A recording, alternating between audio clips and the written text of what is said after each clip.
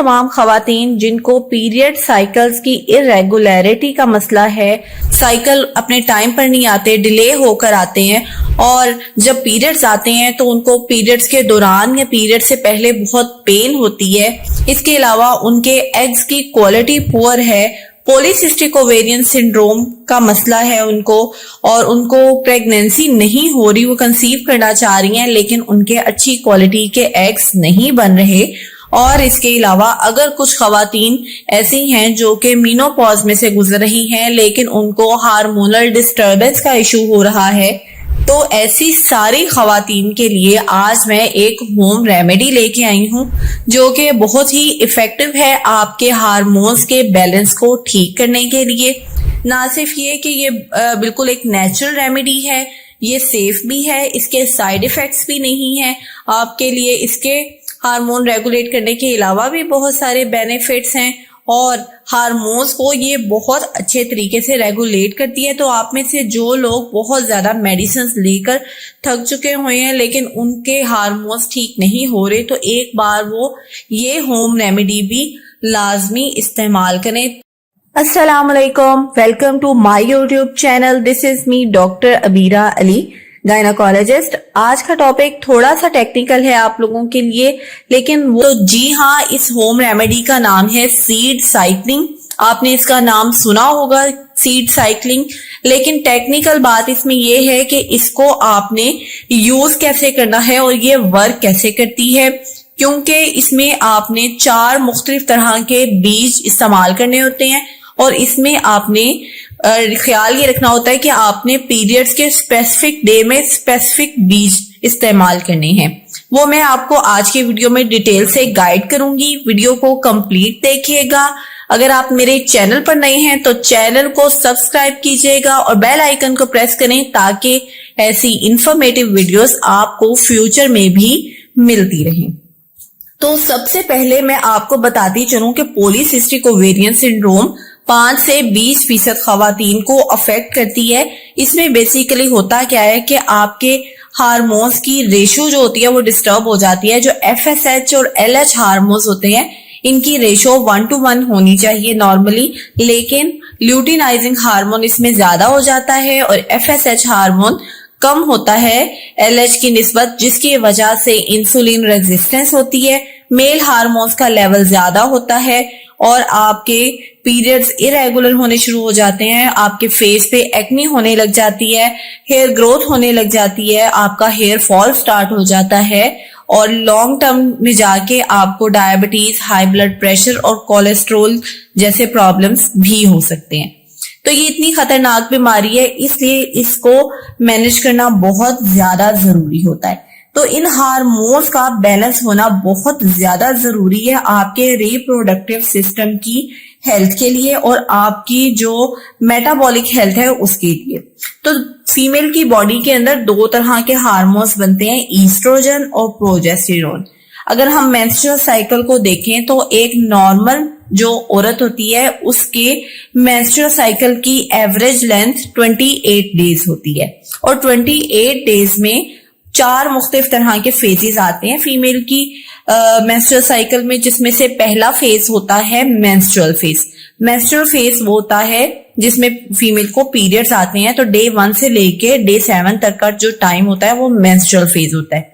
इसके बाद स्टार्ट होता है फॉलिकुलर फेज, और फॉलिकुलर फेज में क्या होता है कि फीमेल का एग बनना स्टार्ट होता है ओवरीज में और फिर ये एग मैच्योर होता जाता है फॉलिकल के अंदर, और जब ये एक सर्टेन साइज अचीव कर लेता है तो फॉलिकल रप्चर होता है और उसमें से एग रिलीज होता है। तो 3rd फेज होता है स्टार्ट, जिसको हम ओव्यूलेटरी फेज कहते हैं।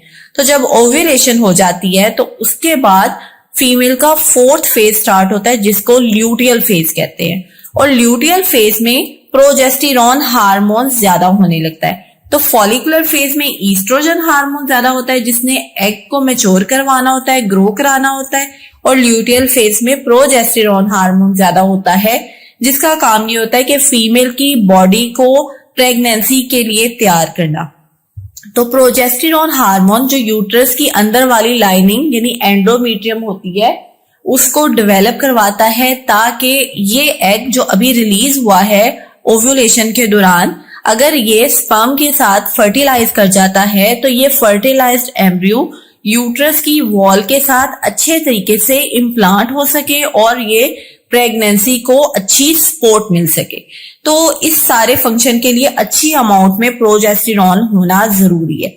लेकिन अगर आपके ल्यूटियल फेज में प्रोजेस्टेरॉन कम होगा और ईस्ट्रोजन ज्यादा होगा तो डिस्टर्बेंस आ सकती है, और अगर प्रेगनेंसी आपकी कंसीव हो भी गई है तो ये जल्दी ही अबॉर्ट हो जाती है, क्योंकि ये यूट्रस के साथ अच्छे तरीके से इम्प्लांट नहीं होती। तो ये हार्मोन्स इतने ज्यादा जरूरी हैं। तो हमें फर्स्ट हाफ में यानी कि डे 1 से लेके डे 14 तक ईस्ट्रोजन ज्यादा अमाउंट में चाहिए होता है, और जो सेकंड हाफ होता है मेंस्ट्रुअल साइकिल का यानी डे 14 से लेके डे 28 तक हमें प्रोजेस्टेरॉन की अमाउंट ज्यादा चाहिए होती है अपनी बॉडी में। तो सीड साइक्लिंग क्या है? सीड साइक्लिंग इसी असूल के ऊपर काम करती है। हम आपको फूड के जरिए ऐसे न्यूट्रिएंट्स प्रोवाइड करते हैं जिससे आपको पीरियड्स के फर्स्ट साइकिल में ईस्ट्रोजन ज्यादा मिलता है, और सेकंड जो हाफ है उसमें आपको प्रोजेस्टेरॉन हार्मोन ज्यादा मिलता है। तो 4 मुख्तलिफ तरह के बीज सीड साइक्लिंग में इस्तेमाल होते हैं, जो कि हैं फ्लैक्स सीड्स यानी अलसी के बीज, और पंपकिन सीड्स यानी कद्दू के बीज। नंबर 3 पर आता है सनफ्लावर सीड्स, सूरजमुखी के बीज, और नंबर 4 पर है सेसमी सीड यानी तिल। तो ये 4 डिफरेंट तरह के बीज इस्तेमाल होते हैं। पीरियड के फर्स्ट हाफ में जो 2 बीज आपने इस्तेमाल करने हैं वो है फ्लैक्स सीड्स अलसी के बीज, और पंपकिन सीड यानी के कद्दू के बीज। तो ये जो दोनों सीड्स हैं, फ्लैक्स सीड्स भी और पंपकिन सीड भी, ये आपकी बॉडी में ईस्ट्रोजन के लेवल को ज्यादा करते हैं ताकि एग अच्छे तरीके से मैच्योर हो सके, इसका साइज अच्छा हो और अच्छे एग की ओव्यूलेशन हो। तो होता क्या है फ्लैक्स सीड्स में? फ्लैक्स सीड्स में बेसिकली फाइटो ईस्ट्रोजन होता है और प्लांट लिग्नेंस होते हैं जो कि प्लांट बेस्ड ईस्ट्रोजन होते हैं। तो ये बॉडी में हेल्दी ईस्ट्रोजन यानी ईस्ट्राडायोल के लेवल को ज्यादा करते हैं, और बैड ईटिंग हैबिट्स की वजह से और हमारे बैड लाइफस्टाइल हैबिट्स की वजह से जो गलत ईस्ट्रोजन यानी जीनो ईस्ट्रोजन बनने लगते हैं, ये उनको फ्लश आउट कर लेते हैं और अच्छे ईस्ट्रोजन का अमाउंट ज्यादा कर देती हैं ताकि आपके एग की अच्छे तरीके से ग्रोथ हो सके। तो ये फ्लैक्स सीड्स में जो फाइटो ईस्ट्रोजन होता है, इसका काम होता है बॉडी में ईस्ट्रोजन को रेगुलेट करना। तो अगर ईस्ट्रोजन कम अमाउंट में होता है तो ये उसको ज्यादा कर देता है, अगर ज्यादा अमाउंट में ईस्ट्रोजन होता है तो ये उसकी अमाउंट को कम कर देता है। अच्छा, नेक्स्ट जो सीड है वो है पंपकिन सीड। पंपकिन सीड में जिंक होता है, और जिंक आपकी बॉडी में एंड्रोजन्स के लेवल को कम करता है यानी मेल हार्मोन्स के लेवल को कम करता है, जो कि पीसीओएस में बहुत हाई हुए होते हैं।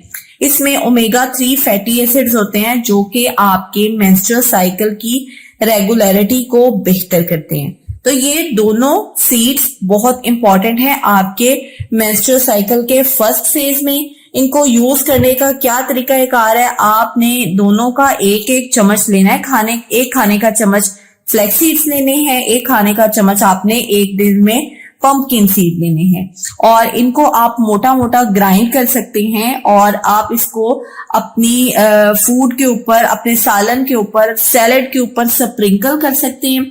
इनको ख्याल रखें कि आपने इकट्ठे नहीं यूज करना। आप सुबह के नाश्ते के साथ फ्लैक्स सीड्स यूज कर सकते हैं और दोपहर या रात के खाने के साथ पंपकिन सीड्स का इस्तेमाल कर सकते हैं। और इनको आपने फ्रेशली ग्राइंड करना है, बहुत ज्यादा देर के लिए आपने इनको ग्राइंड करके नहीं रखना, क्योंकि इनमें जो फैटी एसिड्स मौजूद होते हैं वो रेंसिड हो जाते हैं कुछ अरसे के बाद। तो आपने इतना ही इसे ग्राइंड करना है कि ये बस 6 से 7 दिन का ही हो, और इसको ग्राइंड करके आपने फ्रिज के अंदर रखना है, रूम टेम्परेचर पर नहीं रखना। अब आपने नेक्स्ट साइकिल का जो सेकंड फेज है अपने पीरियड साइकिल का, उसमें कौन कौन से सीड्स इस्तेमाल करने हैं? उसमें आपने यूज करने हैं सनफ्लावर सीड और सेसमी सीड, यानी कि पीरियड्स के डे 14 से लेके डे 28 तक आपने ये 2 सीड्स इस्तेमाल करने हैं। सूरजमुखी के बीज में विटामिन ई होता है, जिसकी वजह से यूट्रस की जो लाइनिंग होती है वो उसको एम्ब्रियो को सपोर्ट करती है, वो एम्ब्रियो जो कि एग और स्पर्म की फर्टिलाइजेशन से बनता है और प्रेगनेंसी को सपोर्ट मिलती है। और जो सेसमी सीड होता है इसमें पॉलीफिनोल्स होते हैं और ये बॉडी में हेल्दी ईस्ट्रोजन के लेवल को ज्यादा नहीं होने देता। सेकेंड फेज में हमें ईस्ट्रोजन नहीं चाहिए होता। इसके अलावा जो दूसरे सीड्स होते हैं यानी कि चिया सीड्स भी, वो भी बहुत अच्छे होते हैं और आप जो पीरियड्स का सेकेंड फेज होता है उसमें चिया सीड्स का भी इस्तेमाल कर सकते हैं। तो इनको भी यूज करने का यही तरीकाकार है कि आपने एक खाने का चम्मच सूरजमुखी के बीज और एक खाने का चम्मच तिल एक दिन के अंदर इस्तेमाल करने हैं। दोनों को अलग अलग इस्तेमाल करें और अपने फूड के ऊपर आपने स्प्रिंकल कर लेना है। आप इनको ग्राइंड करके यूज कर सकते हैं और वैसे भी यूज कर सकते हैं। अब कहा यह जाता है जैसे गर्मियों का मौसम है कि गर्मियों के मौसम में चूंकि मौसम भी गर्म होता है और इन सीड्स की तासीर भी गर्म होती है, तो कैसे इनकी तासीर को हम ठंडा कर सकते हैं। तो इसके लिए मैं आपको एक रेसिपी बताती हूँ। ये रेसिपी 7 डेज तक का आपका एक फॉर्मूला है। इसमें आपने 5 टेबलस्पून फ्लैक्स सीड्स लेने हैं, 5 टेबलस्पून पंपकिन सीड्स लेने हैं first phase of menstrual cycle में। इसके साथ आपने 1 से 1.5 चम्मच आपने ड्राई कोकोनट पाउडर लेना है, 1 टेबलस्पून आपने सौंफ यानी फेनल सीड्स लेना है और आधा टेबलस्पून आपने इलायची लेना है। तो सौंफ और इलायची दोनों की तासीर ठंडी होती है। आपने इनको थोड़ा सा रोस्ट करने के बाद इनको ग्राइंड कर लेना है और ग्राइंड करने के बाद आपने इनको हल्का सा सौते कर लेना है और आपने इसको एक जार में महफूज कर लेना है और इसको फ्रिज में रख देना है। तो ये आपके 7 डेज की प्रेपरेशन है। इसको 7 हिस्सों में डिवाइड करके, तो ये रोज का तकरीबन आपका 1 चम्मच या 1.5 चम्मच बनेगा। इसको आपने रोज अपने खाने के साथ ले लेना है। तो इससे ना सिर्फ ये कि आपके पीरियड साइकिल्स भी रेगुलेट होंगे, बल्कि आपको और भी इससे हेल्दी न्यूट्रिएंट्स मिलेंगे। इसमें फाइबर होता है जो कि आपको कॉन्स्टिपेशन से बचाता है, आपका पेट भर के रखता है। और इसके अलावा ये कोलेस्ट्रॉल लेवल को बेहतर करता है, ये आपके ब्लड प्रेशर को भी मेंटेन करता है और ब्लड शुगर लेवल को भी मेंटेन करता है। ये बॉडी में इंसुलिन की रेजिस्टेंस को कम करता है और आपका ब्लड शुगर लेवल एकदम से जो खाने के साथ भर जाता है ये उसको भी कंट्रोल करता है। तो वो सारी चीजें जो कि कंडीशन जो कि आपकी बॉडी में हार्मोन बैलेंस को खराब करती है, चाहे वो पॉलीसिस्टिक ओवेरियन सिंड्रोम है या मेनोपॉज है या फिर आपकी कोई बॉडी में एंड्रोजन लेवल ज्यादा हो गए हैं या थायराइड डिजीज है, इन सारी कंडीशंस में आप यूज कर सकते हैं। अगर आपको प्री मेंस्ट्रुअल सिंड्रोम का मसला है तो भी सीड साइक्लिंग आपके लिए बहुत इंपॉर्टेंट है। रिसर्च इसके बारे में क्या कहती है, अभी इसके बारे में बहुत ज्यादा रिसर्च नहीं हुई। छोटी छोटी स्टडीज हुई हैं जिसमें 100 या 200 खवातीन पर रिसर्च की गई है। उन्होंने इसके बेनिफिट्स बताए हैं और उन्होंने कहा है कि उनके पीरियड्स इससे काफी बेहतर हुए हैं, लेकिन इसके बारे में कोई लार्ज स्केल स्टडी मौजूद नहीं है। लेकिन अच्छी बात यह है कि इसका कोई साइड इफेक्ट नहीं है, इसके जस्ट बेनिफिट्स ही हैं। इसमें सीड जो हम यूज करते हैं, इन सीड्स में मैग्नीशियम होता है, मैंगानीज होता है, आयरन होता है, जिंक होता है, कॉपर होता है और विटामिन बी कॉम्प्लेक्स होता है। न्यूट्रिएंट्स बहुत ज्यादा होते हैं, एंटीऑक्सीडेंट्स होते हैं, फाइबर होता है, प्रोटीन होती है, हेल्दी फैट्स होते हैं। तो इतने सारे बेनिफिट्स हमें इन सीड्स के साथ मिलते हैं। इसको यूज कितनी देर करना है आपने, देखें कोई भी होम रेमेडी आप स्टार्ट करते हैं उसको फौरन से ही उसका रिजल्ट नहीं आने लग जाता। आपको उसको 4 to 5 मंथ्स तक कंटिन्यू रखना है। 3 मंथ्स तो वैसे ही हार्मोन हमें चाहिए होते हैं एक एग को बनने के लिए, तो 3 मंथ्स से 6 मंथ्स तक आपने यूज करनी है ये होम रेमेडी। आई होप आपको ये होम रेमेडी पसंद आएगी। आप में से जो लोग पहले ट्राई कर चुके हैं वो भी अपने एक्सपीरियंस को हमारे साथ शेयर करें और जो लोग अब स्टार्ट करने वाले हैं अगर उनके माइंड में कोई क्वेश्चन है तो वो हमसे डायरेक्ट पूछ सकते हैं। मैं हमेशा आपको आपके कमेंट्स का जवाब देती हूँ। अगर आपको किसी गायनेकोलॉजिकल इश्यू के बारे में कंसल्टेशन चाहिए तो आप स्क्रीन पर दिए गए नंबर पर मेरे साथ कांटेक्ट कर सकते हैं और अपनी ऑनलाइन अपॉइंटमेंट बुक करवा सकते हैं। तो आज की वीडियो अगर आपको पसंद आई है तो इसको लाइक, शेयर और सब्सक्राइब जरूर कीजिएगा। अपने कमेंट से मुझे जरूर आगाह कीजिएगा। अपना ख्याल रखिएगा। Take care. अल्लाह हाफिज।